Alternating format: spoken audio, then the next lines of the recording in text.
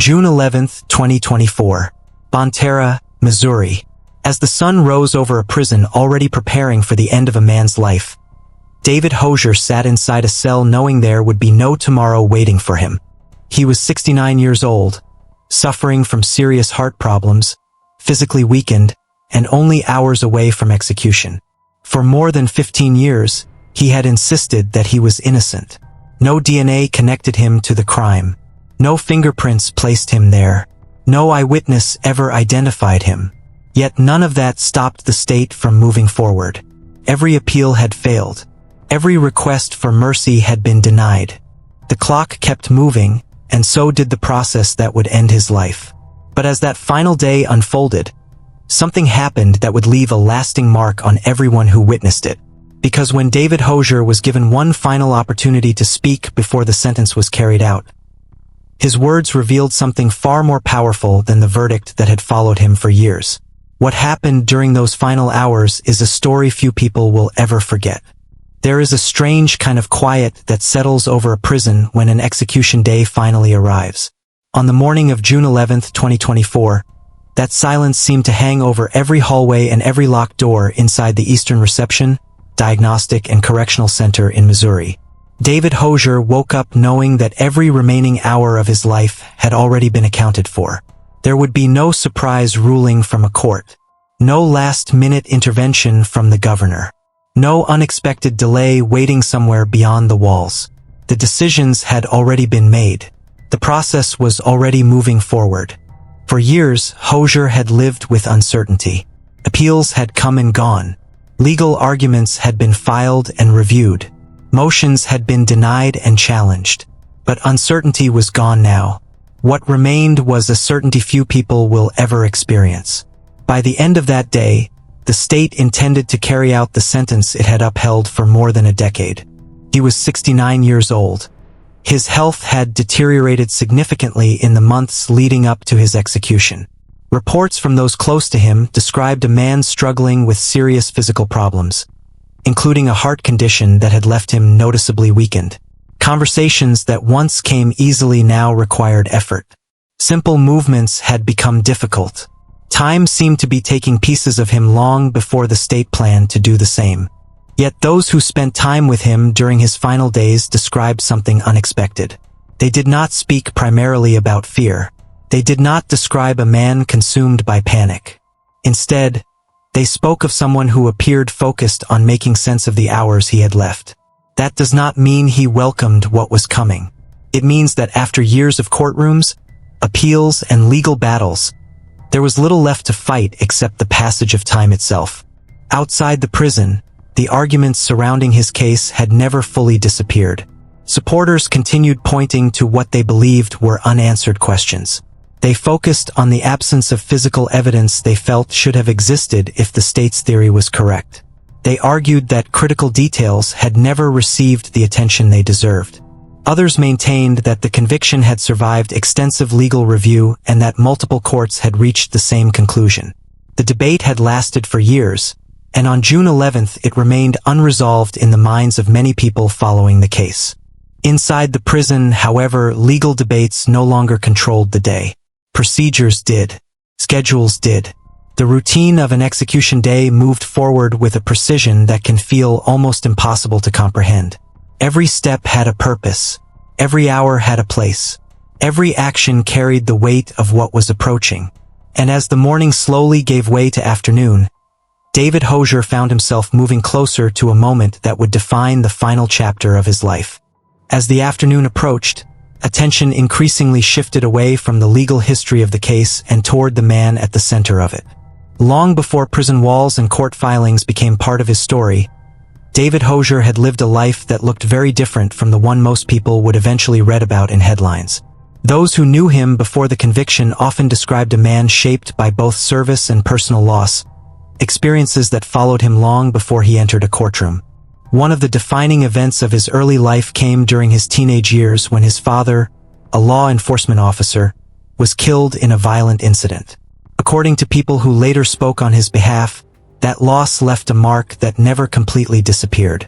Grief has a way of changing the direction of a life, sometimes quietly and sometimes all at once.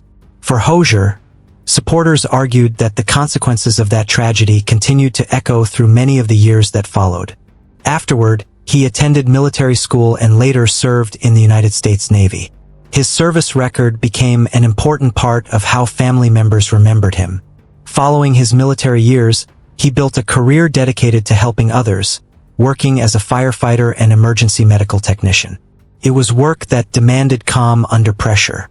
Emergencies do not wait for perfect circumstances. They arrive suddenly, often when people are experiencing the worst moments of their lives. For years, that was the environment in which he worked. But by the time his execution date arrived, those chapters of his life existed mostly in memories and court filings. Public attention had become focused almost entirely on the crime, the conviction, and the lengthy legal battle that followed. His defense team had repeatedly argued that important parts of his medical and mental health history were never fully understood.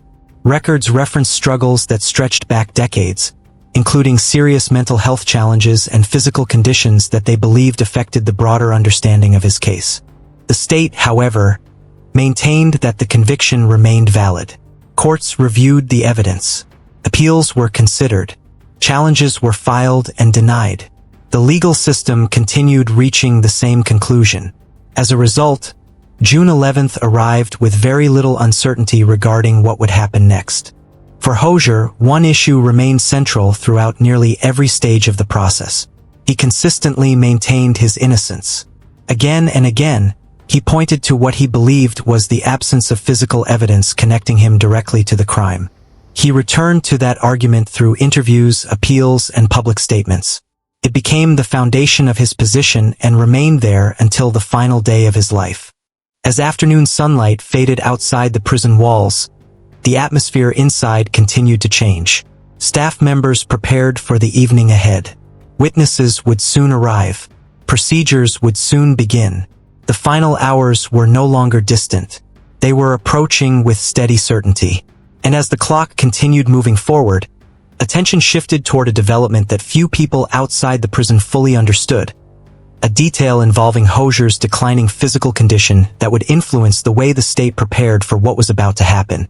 By early evening, the final stage of the process had arrived. The hours that had seemed distant that morning were now directly in front of everyone involved. Inside the prison, preparations moved forward quietly and without interruption.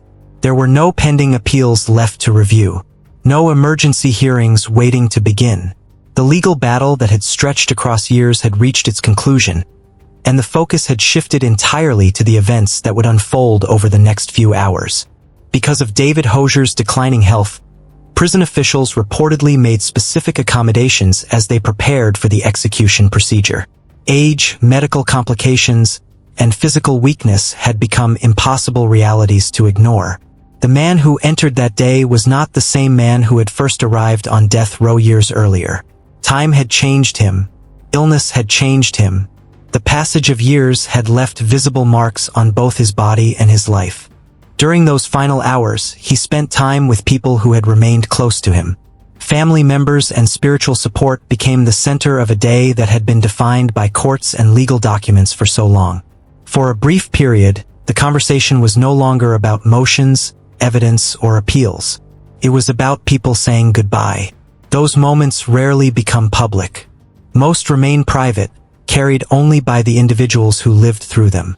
Yet they often represent the most human part of a story that otherwise becomes consumed by legal language and public debate. Among those present was Reverend Jeff Hood, who had accompanied numerous death row inmates through their final days. Later descriptions of Hosier's demeanor suggested a man who understood what was coming and no longer expected the outcome to change. Acceptance is a complicated word in circumstances like these. It does not necessarily mean agreement. It does not mean approval. Sometimes it simply means recognizing that a moment cannot be stopped. As witnesses gathered and the final preparations were completed, Hosier was given an opportunity that exists at the end of nearly every execution. He was allowed to make a final statement. After years of hearings, rulings, and arguments, it was one of the few moments in which nobody interrupted him. Nobody cross-examined him. Nobody challenged his words. The room simply listened. In those final remarks, He maintained the position he had held throughout his years on death row. He continued to declare his innocence and insisted that he had been wrongfully convicted. It was the same message he had repeated for years, and he chose to carry it with him into his final moments. Yet, alongside that declaration came something else. He spoke about the people he loved. He expressed affection for family members and those who had stood beside him during the most difficult chapters of his life. Shortly afterward, the sentence was carried out. David Hosier was pronounced dead on June 11, 2024. The debates surrounding his case did not end that evening. Questions remained. Opinions remained.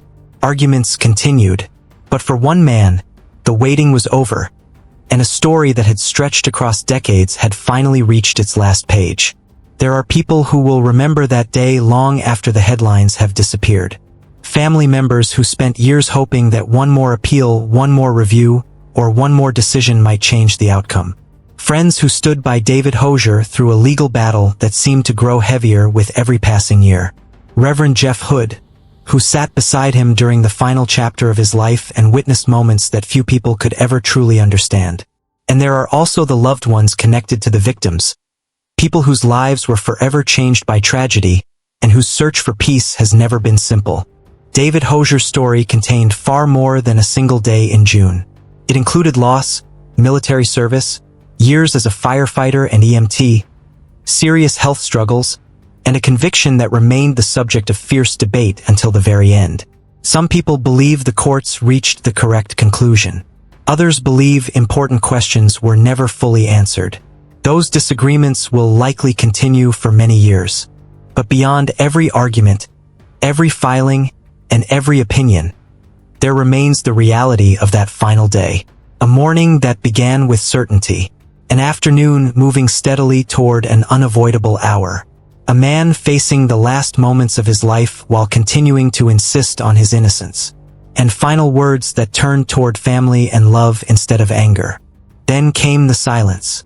The kind that settles over a place after everything that can be said has already been said. The kind that remains when a story reaches its end and leaves difficult questions behind. Whether history ultimately views this case as justice carried out or justice questioned, one thing remains impossible to ignore. The conversation did not end on June 11, 2024. Continues even now. What do you think? Did the system get it right? Or does this case leave questions that may never be fully answered? Let us know in the comments below. And if you enjoy deeply researched true crime stories that explore every side of a case, be sure to subscribe to Court of Secrets and turn on notifications so you never miss our next investigation.